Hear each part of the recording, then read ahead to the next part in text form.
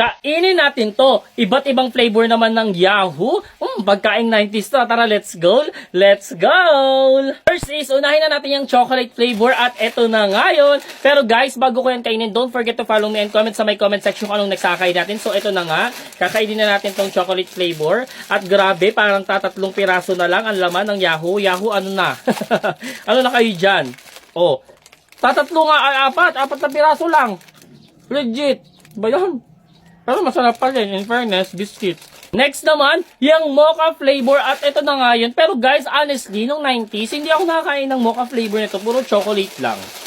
Tsaka yung isa na, ayan, yung peanut butter na yan. So, ito na nga, tikman na natin tong mocha. Ano kaya lasa nito? Siguro parang makapi-kapi din, no? Ganoon nga. In fairness, lasang-lasa talaga siya, guys. Masarap din. Next naman, yung peanut butter at yan guys yung pinaka-favorite ko sa lahat. Ito na nga yun. Dahil guys, nung dati, nung bumibili pa ako nung 90s, ito na talaga yung kinakain ko. So, ito na nga, buksan na natin at kainin na natin. Oo. Ganun din, ang onti na lang din ang laman, pero tignan natin yung lasa kung yun pa rin. Parang medyo nabawasan na yung lasa niya ng pagka-peanut butter. But anyway, maharap pa din. And guys, ito talaga yung magandang pagkain ng mga bata instead of chicheria.